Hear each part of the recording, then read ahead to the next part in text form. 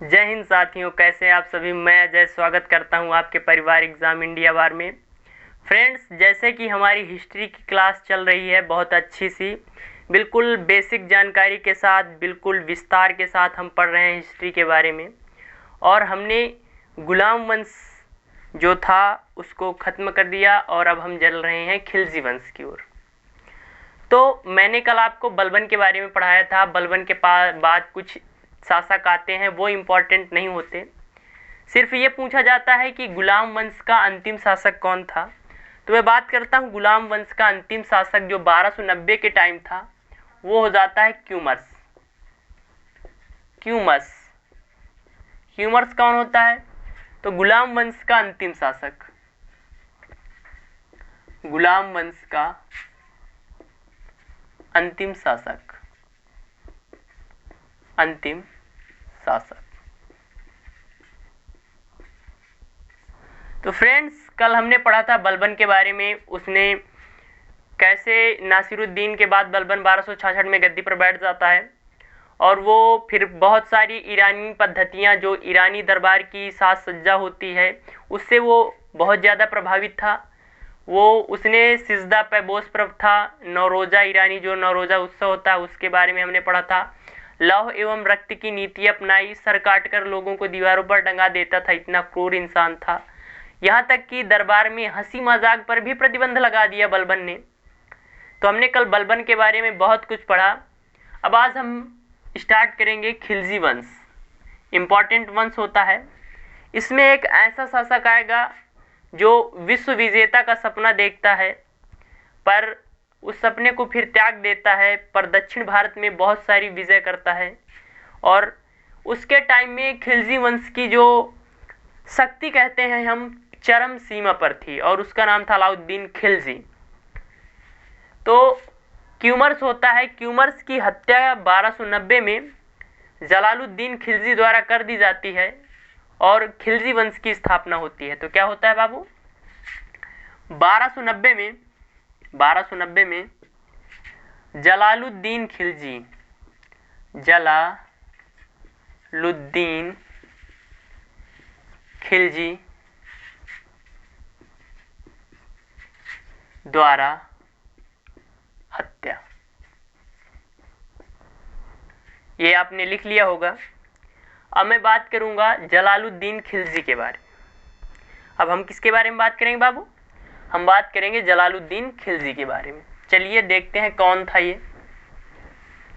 तो भारत में खिलजी वंश का संस्थापक कहा जाता है। आप कह सकते हैं कि गुलाम वंश का अंत करने वाला और खिलजी वंश की स्थापना करने का जो श्रेय जाता है वो जेके यानी जलालुद्दीन खिलजी को जाता है।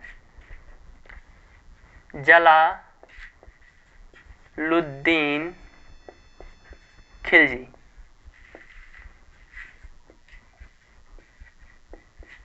शॉर्टकट में इसको मैं जेके लिख देता हूं क्योंकि लंबा नाम है। कब से कब तक? तो 1290 से लेकर 1296 तक इसका शासन रहता है। भारत में, या फिर बोल सकते हैं दिल्ली सल्तनत में खिलजी वंश की स्थापना, या आप सीधा लिख लीजिए खिलजी वंश की स्थापना की। पूछा जाएगा किसने की, तो जलालुद्दीन खिलजी ने की। खिलजी वंश की स्थापना की। ओके। इसका एक भतीजा होता है और दामाद भी होता है, भतीजा दामाद, जिसका नाम अलाउद्दीन खिलजी था। अलाउद्दीन खिलजी था, काफ़ी महत्वाकांक्षी शासक था। उसने इसकी हत्या करके स्वयं राज सिंहासन हथियाया था, पर इसकी हत्या तक नहीं जाएंगे। हम बात करते हैं,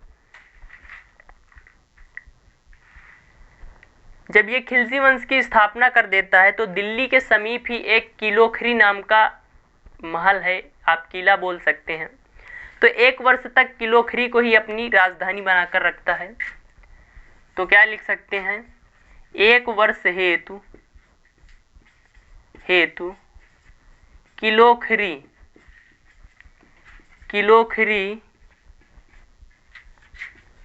को अपनी, मतलब जहां से इसकी सभी गतिविधियां होती हैं, केंद्र बनाया, अर्थात राजधानी ही बनाई, राजधानी बनाई।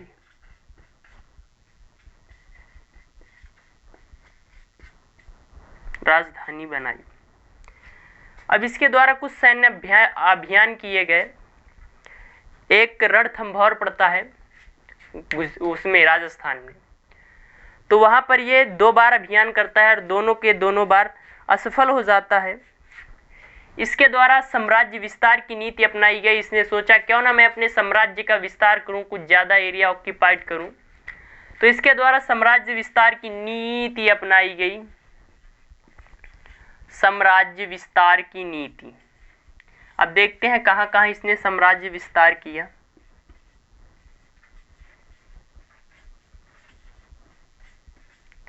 की नीति अपनाई।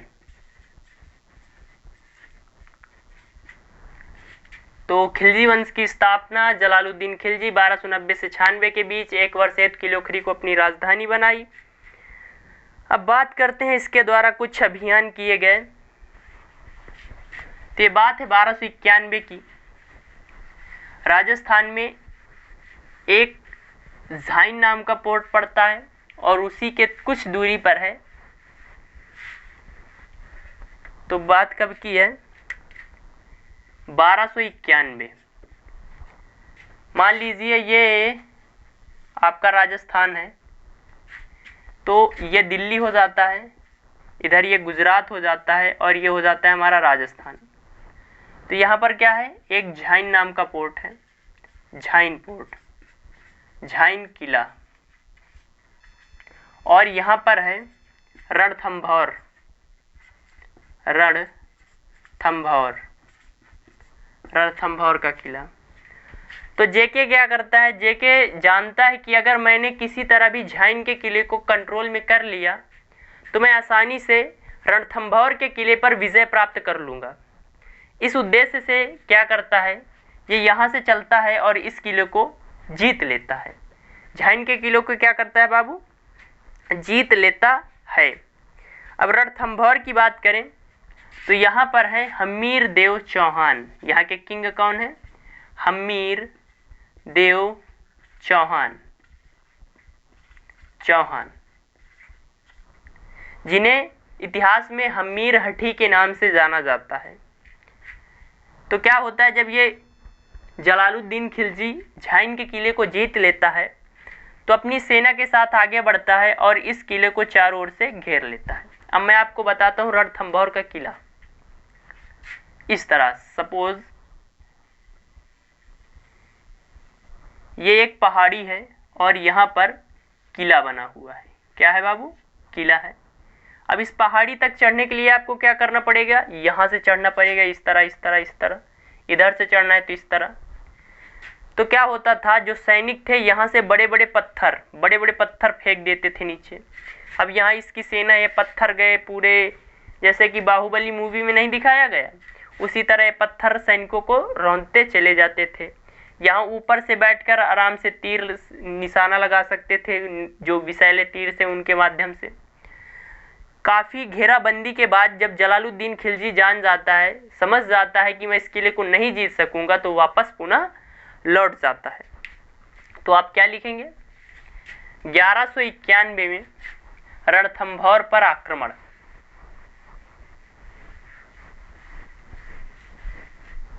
1191 में रणथंभौर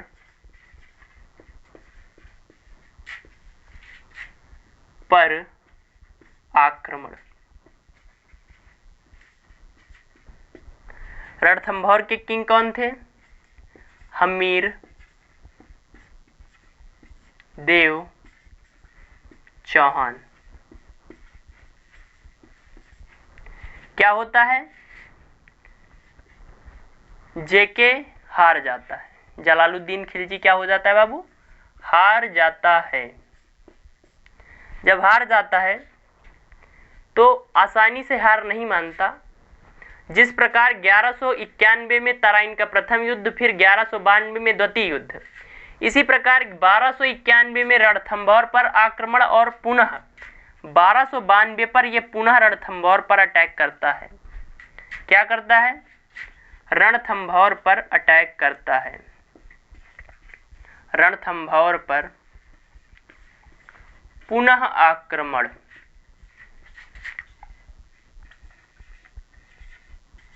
होना क्या था? फिर वही निराशा हाथ लगती है।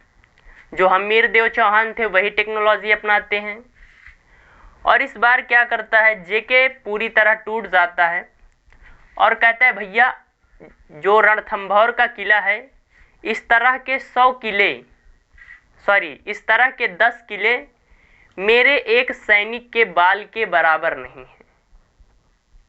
ऐसी बात बोलकर वहां से लौट जाता है। कहता है इस तरह के 10 किले मेरे एक सैनिक के बाल के बराबर नहीं हैं, मैं तो ऐसे ही आ गया था घूमते टहलते, और ऐसा बोलकर ये चला जाता है। अर्थात यहाँ पर पुनः क्या होती है? पुनः जेके की हार होती है। जेके की हार। जलालुद्दीन खिलजी की क्या होती है बाबू? हार होती है।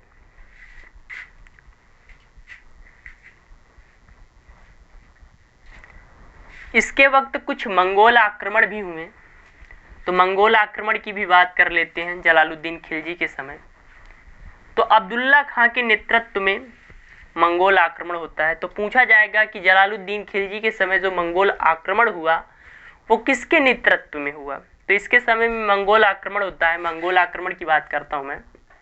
मंगोल आक्रमण हुआ। मंगोल आक्रमण हुआ किसके नेतृत्व में? तो अगर नेतृत्व की बात पूछी जाए, नेतृत्व की बात पूछी जाए तो इसका नेतृत्व किया था अब्दुल्ला खां ने। किसने किया बाबू? अब्दुल्ला खां। अब्दुल्ला खां द्वारा मंगोल आक्रमण का नेतृत्व किया जाता है। इसमें क्या होता है? मंगोलों की हार होती है। जलालुद्दीन खिलजी विजय होता है और मंगोल हार जाते हैं। तो मंगोलों की क्या हुई? हार। मंगोल क्या होते हैं बाबू? हार होते हैं। इसी मंगोल आक्रमण में कुछ मंगोल जो होते हैं वो कहते हैं भाई साहब हम तो परेशान हो गए हैं यार, ये यहाँ से मंगोलिया जाओ फिर वहाँ से भारत आओ, अपने से नहीं होगा, हम तो यहीं दिल्ली पर बस जाएंगे। तो दिल्ली पर उलूग खां के नेतृत्व में कुछ मंगोल बसे। तो यहाँ पर मैं लिख देता हूँ, दिल्ली में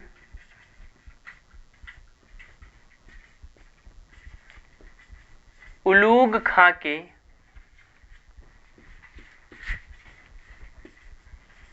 नेतृत्व में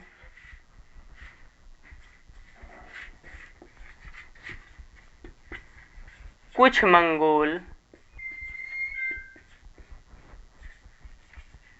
दिल्ली में बस गए। दिल्ली में उलूग खां के नेतृत्व में कुछ मंगोल बस गए और जहां पर बसे उस जगह को क्या नाम दिया गया?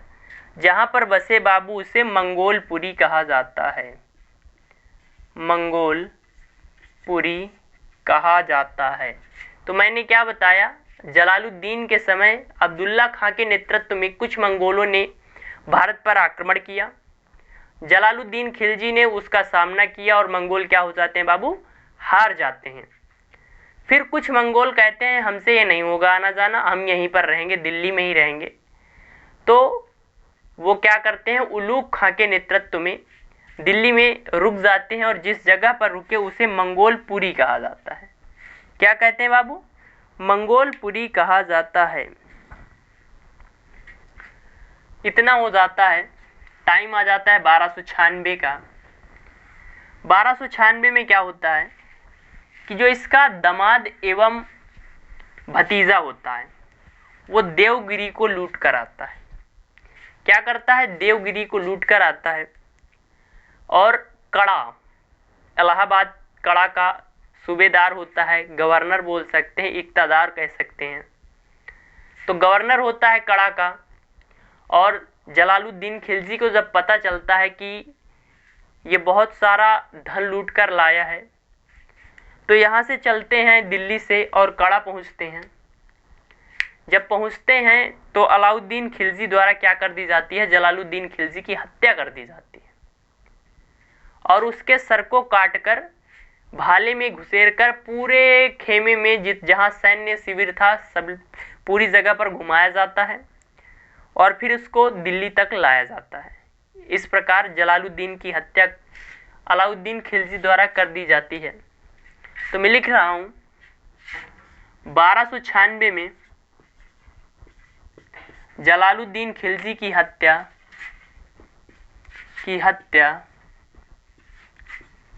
उसके भतीजे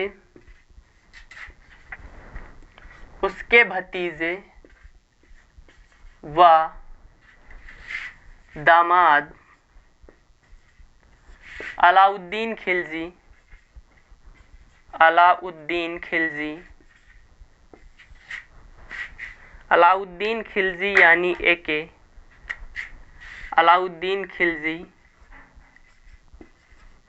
यानी एके द्वारा कर दी जाती है।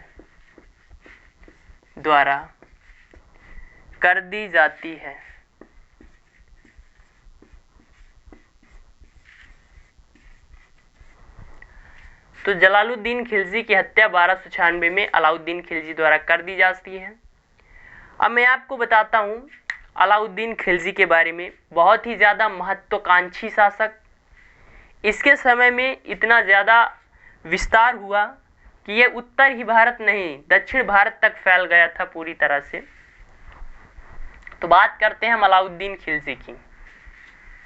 किसकी बात करेंगे बाबू? अलाउद्दीन खिलजी। विश्व विजेता बनने का सपना लेकर ये गद्दी पर बैठता है।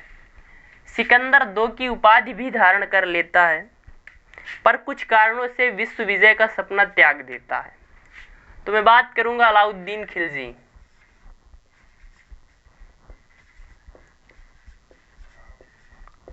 अलाउद्दीन खिलजी यानी कि एके। अलाउद्दीन खिलजी 1296 में गद्दी पर बैठता है और 1316 तक शासन करता है। अब बात करते हैं इसके बारे में। तो अलाउद्दीन खिलजी के बचपन का नाम अली गुरसास्प था। तो पूछा जाता है कि अलाउद्दीन के बचपन का नाम क्या था, तो बचपन का नाम हो जाता है बाबू, बचपन का नाम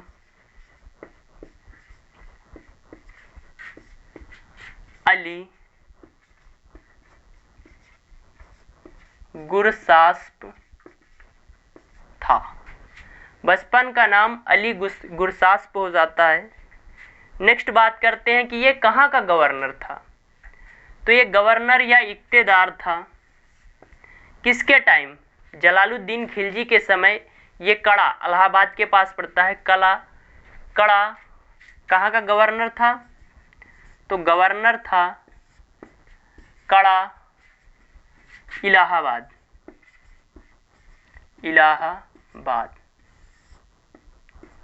इसके द्वारा देवगिरी पर आक्रमण किया जाता है और वहां से अपार धन संपदा लूट कर लाता है। जब इसका ससुर पहुंचता है, जब जलालुद्दीन खिलजी को खबर लगती है कि अलाउद्दीन खिलजी बहुत सारा धन संपदा लूट कर आया है, तो उससे लेने के लिए वो दिल्ली से वहां जाते हैं। कुछ इतिहासकार कहते हैं कि अलाउद्दीन खिलजी ने इसे बुलाया था जलालुद्दीन खिलजी को, और कुछ कहते हैं कि नहीं, वो छीनने के लिए गया था। तो वहीं पर अलाउद्दीन खिलजी द्वारा जलालुद्दीन खिलजी की हत्या कर दी जाती है और सिंहासन पर अधिकार कर लिया जाता है।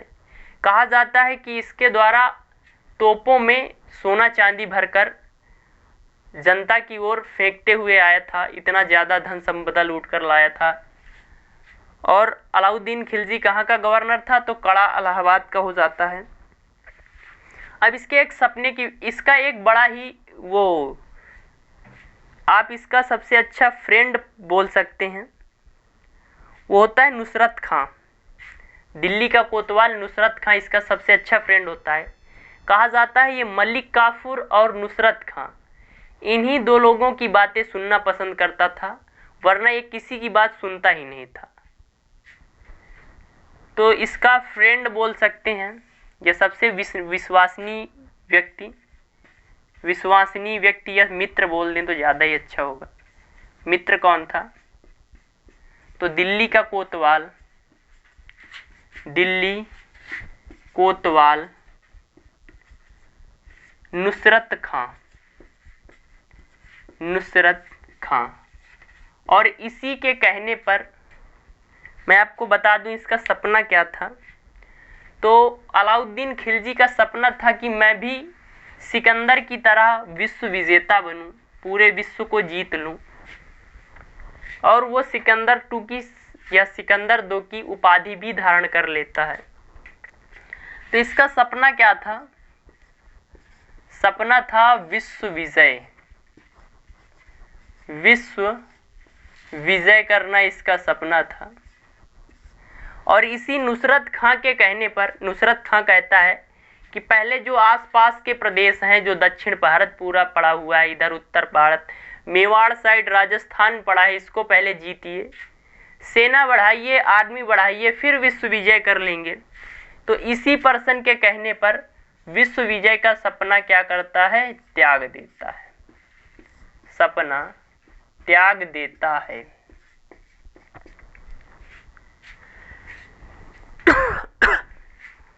तो फ्रेंड्स, आज की वीडियो में बस इतना। मिलते हैं अगली क्लास में। अगर आपको हिस्ट्री समझ में आ रही है, अच्छी लग रही है, तो लाइक कर दें। चैनल पर नए हैं तो प्लीज़ चैनल को सब्सक्राइब करें, फ्रेंड्स के साथ शेयर करें। और कल हम बात करेंगे अलाउद्दीन खिलजी के सैन्य अभियान। इसके द्वारा बहुत सारे सैन्य अभियान किए गए हैं, जो सभी इम्पॉर्टेंट हैं एग्जाम्स की दृष्टि से। तो हंसते रहिए, मुस्कुराते रहिए। जय हिंद, जय भारत।